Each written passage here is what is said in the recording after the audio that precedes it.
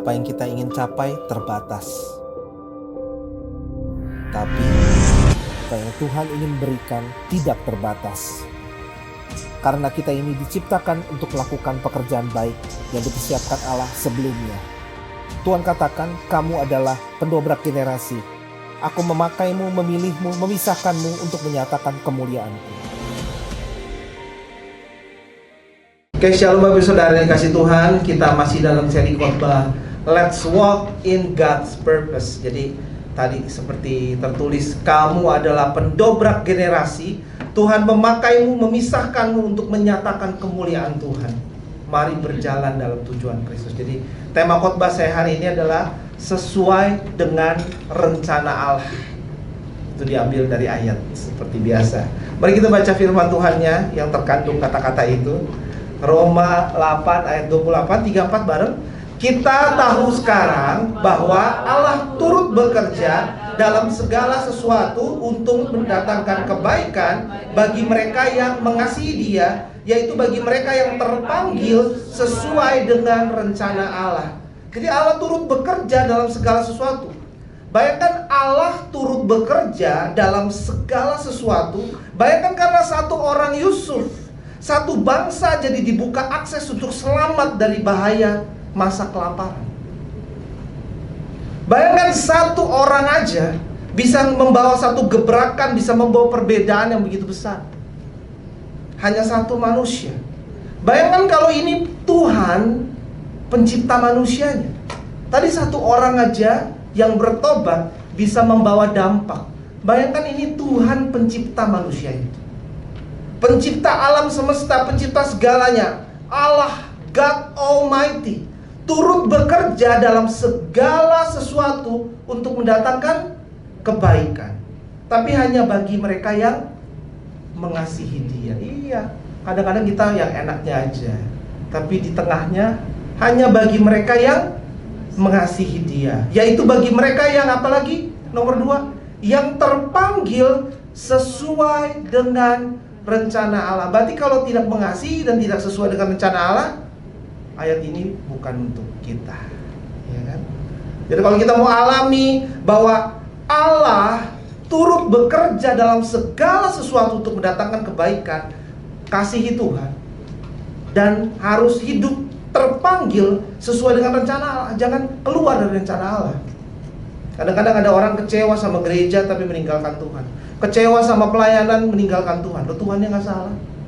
Mungkin masalahnya sama seseorang, bukan sama Tuhannya. Atau mungkin kecewanya sama Tuhan. Ya nggak mungkin lah. Tuhan nggak mungkin salah atau disalahkan, karena otak kita nggak bisa mencapai rancangan Tuhan yang begitu besar. Nah, dunia bisa merancang hal yang jahat, mungkin iri hati, serakah, rakus, mungkin injak kepala orang kiri kanan di kantor supaya kita bisa naik, ambil paksa, pakai cara dunia, trik dunia. Tapi ingat, Allah turut bekerja dalam segala sesuatu untuk mendatangkan kebaikan. Walau mungkin ada orang yang coba mendatangkan kejahatan, mungkin mencoba menggagalkan promosi, tapi Tuhan mendatangkan kebaikan. Orang-orang di dunia boleh coba mendatangkan apapun, tapi Tuhan mendatangkan kebaikan. Versi Tuhan. Walau di tengah dunia di mana orang coba mungkin datangkan penipuan, mungkin manusia coba datangkan hal-hal seperti iri hati, mungkin serakah, apapun itu, tapi kita punya Allah yang mendatangkan kebaikan. Dia kasih, Dia beri, Dia rancangkan di tengah dunia yang jahat. Walau ada orang yang mungkin coba ambil sukacita kita, tapi Tuhan turut bekerja dalam segala sesuatu untuk mendatangkan kebaikan. Nah, segala sesuatu ada kebetulan demi kebetulan terjadi untuk mendatangkan kebaikan. Ada hal-hal, kok bisa pas gitu. Bisa pas. Kemarin tiba-tiba sore tugas pelayanannya, kalau pagi sulit. Ya, iblis bisa bikin siasat yang bikin anak Tuhan mungkin alami kekecewaan. Tapi takutnya kekecewaannya di tahun 2005, tapi sampai hari ini kita belum bangkit kembali. Tapi Tuhan sudah mau datang. Tuhan datang walaupun tidak datang, sudah beberapa bulan statement dunia, kita sudah masuk dalam perang dunia ketiga. Loh, nuklirnya nggak nyampe sini. Tapi kalau mereka negara-negara yang sedang perang itu ya mengalami perang tersebut dan nuklir, otomatis banyak harga akan naik. Bayangkan kalau bensin harganya 50.000 per liter. Bayangkan kalau gandum yang selama ini naik karena ada perang, lalu naiknya 10 kali lipat lagi. Jadi sebetulnya memang kita sudah berada di akhir dari akhir zaman. Dan kita lihat di kiri kanan kita, kalau Tuhan gak datang, mungkin kita yang datang kepada Tuhan. Walau mungkin kita di tengah siasat si jahat, walau di tengah siasat iblis untuk bikin kita kecewa, patah semangat, tapi tadi lagunya, aku punya Tuhan yang besar, yang telah berjanji dan sanggup menggenapi. Kita lihat, tidak terlambat datangnya seperti janji Tuhan. Dan kita tahu sekarang bahwa Allah turut bekerja, tapi jago dia. Dia mikir dulu tadi di mana, ya kan? Jago juga dia. Terus pasti tekan bener itu. Wah, udah kita pulang kalau gitu pergi. Kita tahu sekarang bahwa Allah turut bekerja dalam segala sesuatu untuk mendatangkan kebaikan. Soalnya kalau saya kasih kunci gini ya, jadinya kayak opa ya, kalau biasa deh gitu biasanya. Untuk mendatangkan kebaikan bagi mereka yang mengasihi Dia, yaitu bagi mereka yang terpanggil sesuai dengan rencana Allah. Jadi Allah turut bekerja dalam segala sesuatu, dalam keseharianmu, dalam kejadian-kejadian di hidup kita, walaupun kita nggak ngerti kenapa, tapi untuk mendatangkan kebaikan bagi yang mengasihi Dia. Tapi pertanyaannya, apakah saudara mengasihi Tuhan siang hari ini? Kita lihat ada gambar jempol dan kaki. Bayangkan kalau Allah tidak turut bekerja mendatangkan kebaikan. Ada orang lagi menikah, tapi sepatunya kekecilan. Dia cuma pakai sepatu kekecilannya cuma beberapa jam, lalu dia ganti sama sepatu lain. Tiba-tiba kakinya itu infeksi, harus dipotong. Bayangkan, kita kadang merasa, kayaknya Tuhan gak mendatangkan segala sesuatu untuk mendatangkan kebaikan. Padahal banyak kebaikan. Kita pakai baju pas gak pas tetap hidup. Kita pakai sepatu, mungkin 50% dari ruangan ini sepatunya kekecilan, terutama di sebelah kanan. Betul Pak? Betul. Sebelah kanan suka kekecilan tuh kan. Sebelah kanan suka kekecilan. Ada orang kekecilan langsung terjadi sesuatu. Ada orang melakukan banyak hal, tapi Tuhan sudah datangkan kebaikan, tapi kita nggak ucap syukur. Banyak kok Tuhan datangkan kebaikan. Bisa setiap hari terjadi hal-hal yang mengerikan, tapi Tuhan sudah luputkan hal itu. Kita mau Allah turut bekerja dalam segala sesuatu di hidup kita untuk mendatangkan kebaikan bagi kita. Tapi apakah saudara mengasihi Tuhan siang hari ini? Karena mengasihi Tuhan dalam bahasa aslinya, agaposin, yang bicara itu mengenai, nextnya ada bahasa aslinya bicara long for, to have desire for, have an intense feeling of longing for something, atau take pleasure in. Ada satu kerinduan akan Tuhan.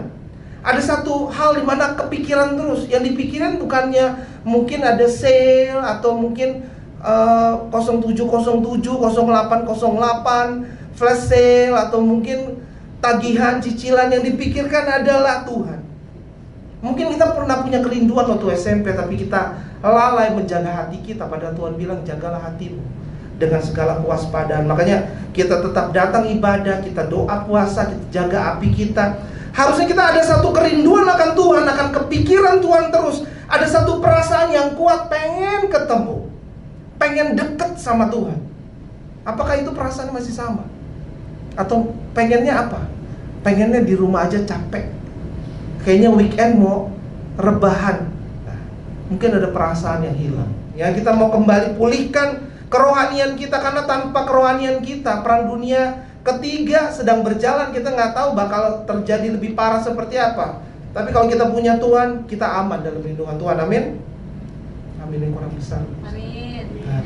Senang kalau mungkin kita tadi dibilang take pleasure in. Jadi kita tuh seneng kalau kepikiran Tuhan, menikmati kebersamaan dengan Tuhan. Kita nggak lihat jam terus, nggak pikirin habis ini makan siang apa, karena udah dipesan. Oh enggak ya? Karena kita nggak kepikiran. Kayaknya kita menikmati Pelayanan menjadi satu kesukaan, bukan beban. Kehadiran ibadah menjadi sesuatu yang dinantikan, bukan sekedar kebiasaan atau apalagi paksaan. Aduh gak enak ditanyain, aduh gak enak. Sudahkah saudara mengasihi Tuhan? Karena kita mau alami Tuhan turut bekerja dalam segala sesuatu yang baik terjadi untuk mendatangkan kebaikan bagi hidup kita. Tapi itu khusus bagi orang yang mengasihi Tuhan. Itu khusus bagi orang yang kepikiran Tuhan terus.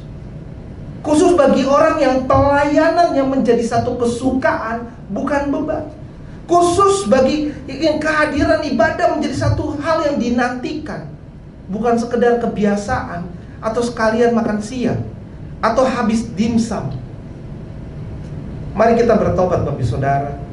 Di tengah beberapa bulan sudah perang dunia ketiga, kita lihat bahwa Tuhan bekerja, turut bekerja dalam segala hal. Itu dalam satu gramatikal, secara grammar, itu adalah hal yang terus menerus terjadi.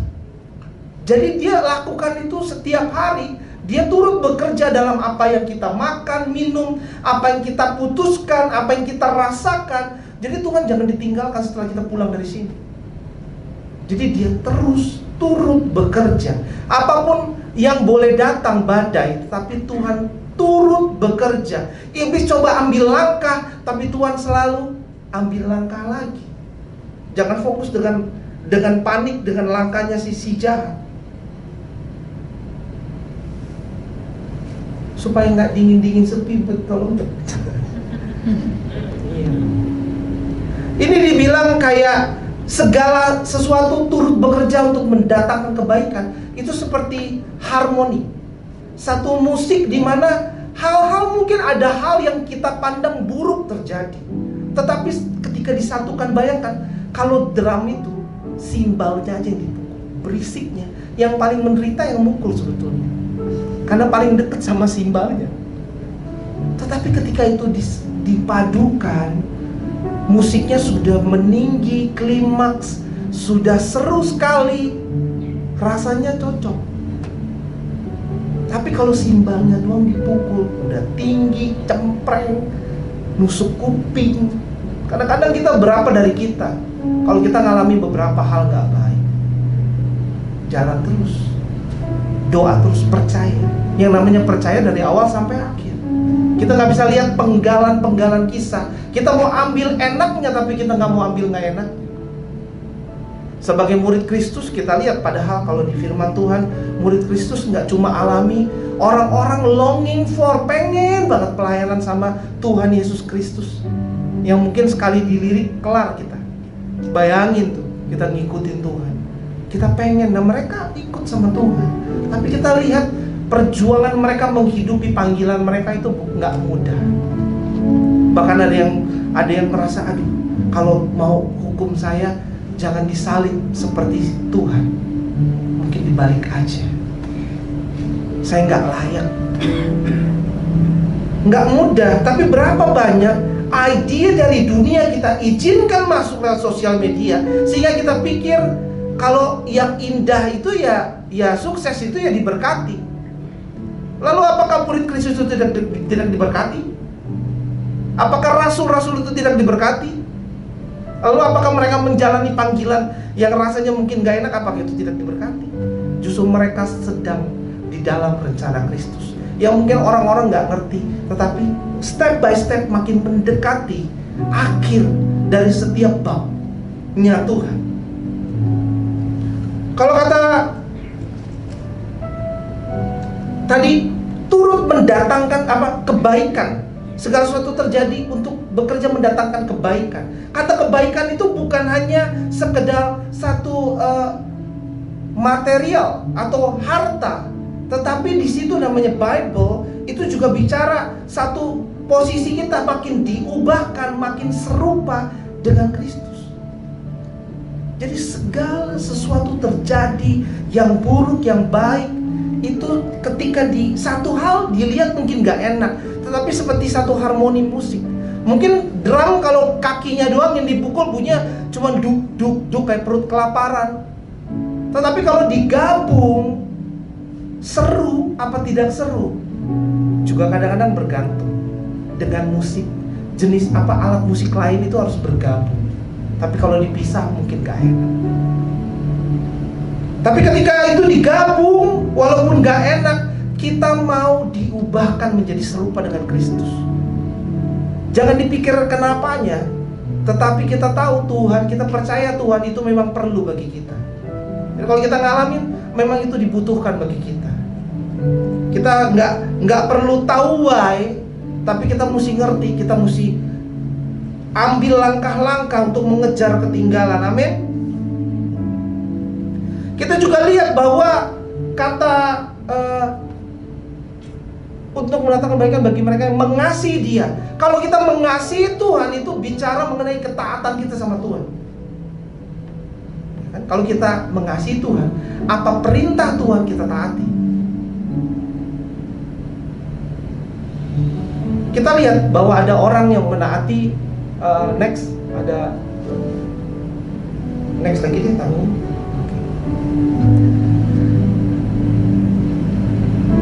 Ada orang namanya Eric Liddell, pelari tercepat di Inggris. Dia menolak Olimpiade justru demi tetap beribadah. Padahal dia itu udah latihan di nomor lari 100 meter.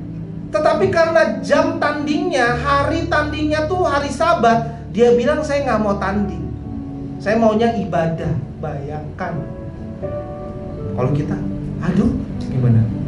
Soalnya tadi habis dimsum telat, ya kan? Masalahnya dimsumnya tiap minggu. Karena jam harinya bentrok dengan hari Sabat, hari ibadah, akhirnya dia pindah ke nomor 400 meter. Padahal dia latihannya untuk 100 meter. Dia ganti hari aja. Udah pada panik dong, negara timnas yang diandalkan tuh dia. Loh kok konyol ya, pindah-pindah gitu, negara udah taruh semuanya, tetapi dia macam-macam. Padahal nomor 400 meter itu nggak latihan dia nggak specialize di sana, dia nggak latihan di sana. Tapi ketika dia lari di nomor 400 meter, dia tetap menang emas. Dan justru dia memenangkan rekor dunia. Bayangkan, dia tetap ibadah walaupun Olimpiade heboh, Olimpiade dunia dia tinggalkan. Bahkan setelah jadi terkenal, artis terkenal ya, anggapnya kayak Michael Jordan, LeBron, ya kan, David Beckham, ya kan, udah terkenal banget, pada minta foto gitu ya, bayangannya seperti orang-orang teriakkan namanya, ada penggemar di mana-mana. Tetapi apa yang Eric lakukan setelah dia menang dan rekor dunia? Coba bayangkan, seorang Eric Liddell memilih kembali ke Tiongkok untuk menjadi misionaris. Orang yang menjadi bintang. Tapi apa yang kita lakukan dengan hidup kita? Dia sudah jadi teladan buat kita, tetapi kita berhenti menjadi bintangnya Tuhan. Itu sangat menyedihkan. Karena seorang Eric Liddell nggak pernah ada contoh-contoh dia bisa jadi Eric Liddell. Nah, kita bahas Eric Liddell, harusnya kita pulang dari tempat ini, kita lakukan 100 kali lipat lebih. Itu wajar. Iyalah, guru kencing berdiri, murid kencing susah. Nah, perang. Dia di penjara tapi tetap ngajar, tetap nginjil, tetap melayani sampai meninggal dalam campnya itu. Dia padahal dalam posisi terkenal, dia tinggalkan itu semua untuk mengerjakan tujuan Kristus. Seorang Eric Liddell memberikan hidupnya. Ya, saya mengajak kita semua, maukah kita memberikan hidup kita bagi Tuhan? Karena Allah turut bekerja mendatangkan kebaikan bagi orang yang sesuai dengan rencana Allah. Dia tahu kalau dia jadi bintang, tapi itu mungkin tidak sesuai dengan rencana Allah. Dia harus kembali kabarkan firman Tuhan. Ketika kita berlari untuk Tuhan, kita nggak akan pernah gagal. Kalau kita sebagai orang tua, kita mau hidup benar di hadapan Tuhan, seperti orang tuanya Eric Liddell, yang juga ternyata seorang misionaris, Bapak Ibu Saudara. Ini dia lah ya, like father, like son. Maka akan menginspirasi hidup anak kita. Kita mulai dari diri kita. Kita susah untuk menuntut anak usia 2 tahun, 10 tahun. Tapi ketika kita ubah hidup kita bangun, apa sih yang kita pegang? Sebelum kita tidur, apa sih doanya? Apakah kita nggak berdoa? Anak kecil meniru segalanya. Mari kita menginspirasi hidup anak kita. Ya, mungkin bisa diberkati jadi bintang di marketplace. Oke, it's good. Jadi garam dan terang seperti bintang, ada ayatnya, oke. Tapi tetap sibuk melayani Tuhan. Hatinya tetap kepada Tuhan. Walaupun bintangnya di dunia bagi dia itu bukan apa-apa. Karena sulit sekali menjadi penyembah ketika kita mulai mengambil alih, menutupi kemuliaan Tuhan dengan ketika ditepuk tangan, kita pikir kita ditepukin. Itu sangat mengerikan, seperti sia-sia. Padahal Eric ini katanya orang pintar, sekolah di Universitas Edinburgh, tapi dia tidak menukar iman demi fame, demi terkenal. Di hatinya itu mimpi Tuhan dia kerjakan, bukan ambisi mengejar mimpi pribadi. Padahal di posisi terkenal, tapi malah kembali ke China untuk jadi misionaris, nginjil ke desa-desa, nginjil ke desa-desa yang miskin. Bahkan ketika tentara Jepang berkuasa pada saat itu, pas perang dunia kedua, dia tetap nggak mau pergi, dia tetap di sana. Dia tetap ngajar, tetap memberikan semangat pengharapan kepada semua orang. Bahkan sama orang-orang yang ditawan di penjara, dia di penjara pun tetap nginjil, tetap mendoakan. Bahkan makin parah, nggak ada makanan, dia kasih makanannya kepada orang-orang untuk bisa membuka jalan penginjilan. Bahkan yang bikin dia meninggal adalah dia kasih obat-obatan dia ke orang-orang sambil menginjil. Lalu dia dipanggil Tuhan pada tahun 1945. Habis itu nggak lama kemudian merdeka. Lah kenapa nggak merdeka dari kemarin supaya Eric Liddell jangan meninggal? Kita kadang bertanya-tanya, Tuhan kenapa? Mestinya merdeka, Eric Liddell diambil, lalu dipulihkan, dikasih makan, diobati, udah.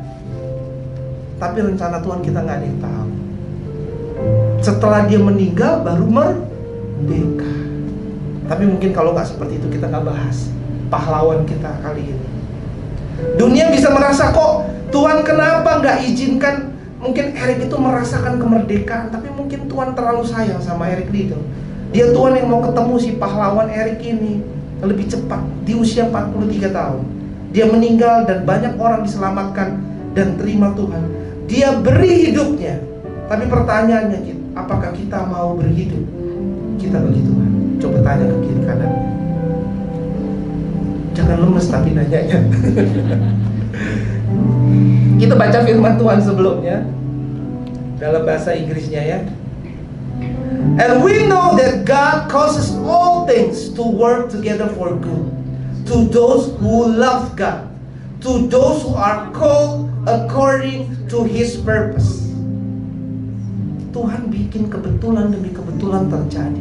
All things, yang bagus, yang jelek, yang buruk, yang menegangkan, yang menggembirakan, semua terjadi untuk for good, mendatangkan kebaikan. Tadi bilang God causes all things.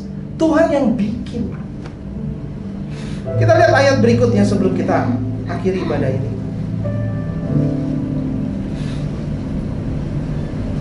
And we know with great confidence that God, who is deeply concerned about us, causes all things to work together as a plan, rencana, for good, for those who love God, to those who are called according to His plan and purpose. Ada kata plan and purpose, dan di garis bawahi, God who is deeply concerned about us. Dia tuh nginget kita, dia mikirin kita, dia tuh mikirin kita terus, keinget kita terus. Tapi masalah kita mikirin Tuhan gak? Kalau Eric Liddell mikirin Tuhan. Makanya di tengah terkenalnya dia pikir, aduh ini kayaknya gak guna ya, saya harus menyelesaikan mimpi Tuhan. Not mine, bukan mimpi saya, tapi mimpi Tuhan. Mari semua yang mau dimampukan, kita satu hati dalam doa. Tuhan Yesus, ini setiap kami Tuhan, Kau lihat Tuhan, Kau lihat hati-hati yang say, yes, I do.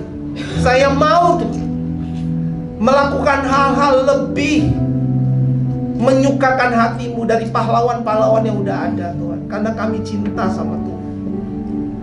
Karena kami nggak cuma ngomong Tuhan, Kami mau beri hidup kami bahkan setelah kami punya segalanya, kami punya terkenalnya, kami mau tinggalkan itu semua untuk Tuhan. Karena kami tahu Tuhan layak terima yang terbaik.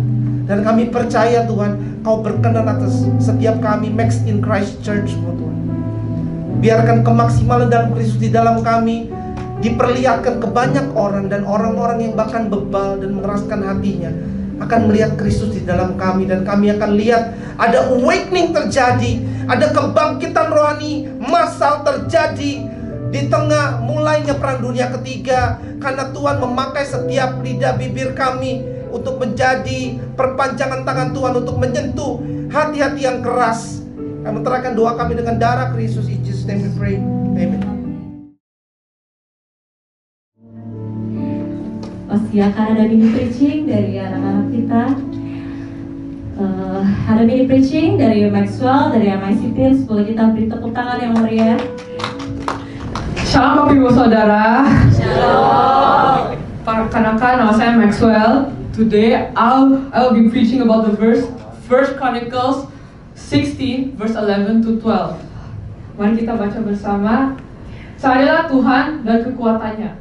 Carilah wajahnya selalu. Ingatlah perbuatan-perbuatan ajaib yang dilakukannya, mujizat-mujizatnya, dan penghukuman-penghukuman yang diucapkannya. We as followers of Christ have to always search for God, for He is an amazing and powerful God. Ayat ini mengajar kita untuk mencari Tuhan dan kekuatannya. Because it is also written in Romans, if God is for us, who can be against us? But don't just search for God when you're at your lowest. Terus mencari Tuhan kapanpun dan apapun situasi yang sedang kita hadapi. Senang, sedih, sukses, ataupun gagal. Selalu mencari Tuhan dan kekuatannya. Ayat ini mengajar kita untuk mengingat semua mujizat yang sudah Tuhan memberikan. Dan apapun Tuhan sudah lakukan di hidup kita. Tuhan kita adalah Allah hebat, amin? Amin. Kita juga harus ingat semua perintah yang Tuhan berikan. Following God makes us closer to Him and becoming greater followers to Him. The wonders and miracles alone He has done should justify on why we should worship Him, on why we should search for Him. Because what may seem impossible for us is always possible for God. Amen. Thank you, Tuhan Yesus. Shalom Bapak Ibu semua, saya Jerry dan hari ini saya akan membagikan satu ayat firman Tuhan dari 1 Petrus 5 ayat 7. Serahkanlah segala kekhawatiranmu kepadanya, sebab Dia yang memelihara kamu. Ini adalah ayat yang ditulis Petrus untuk menguatkan orang Yahudi dari penganiayaan, untuk menghibur mereka dari kekhawatiran dan segala yang mereka alami. Ayat ini mengajarkan mereka untuk jangan takut di tengah penganiayaan, karena Tuhan akan memelihara mereka. Ayat ini mengajarkan untuk jangan takut di tengah penganiayaan, karena Tuhan akan memelihara mereka. Kita juga bisa sama-sama belajar dari ayat ini. Mungkin saat kita mengikuti Tuhan akan ada hal yang membuat kita takut dan khawatir.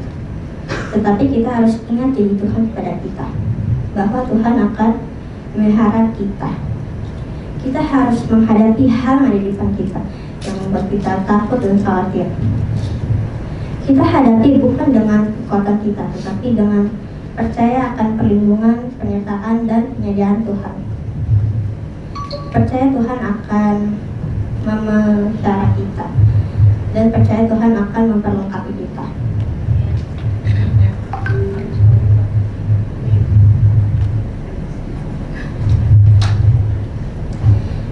Tetaplah ingat janji Tuhan kepada kita bahwa Tuhan akan memelihara kita, karena Tuhan menyayangi kita dan peduli pada kita. Bagaimana caranya kita memberi kekhawatiran kita kepada Tuhan? Dengan berdoa. Sampaikan kepada Tuhan apa yang kita takutkan, khawatirkan, dan rasakan, dan apa yang kita sedang alami. Tetaplah ingat janji Tuhan kepada kita bahwa Tuhan akan memeliharamu dan menolongmu karena Tuhan peduli kepada kita. Sekian, terima kasih.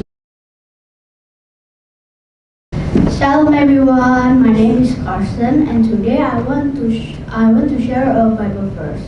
It's from 1 John 4:8. Whoever do not love does not know God, because God is love. This Bible verse means that we can see God through love. If we are followers of Jesus, we need to do what He does. If God show love to everyone, we need to also show love to each other. We can show love to each other by showing it in what we do. We can show kindness by helping them, pray for them, forgive them, give them presents, celebrate together with them. Because what is love if we are not showing it in what we do? It made me realize every time I feel kindness, feel love, I was helped is the work of God. Because of that, we need to show love to each other, because by doing it, we can show God in our life to other people. We can show love to also show God to other people's life. Thank you. Thank you Karsten, wah luar biasa ya.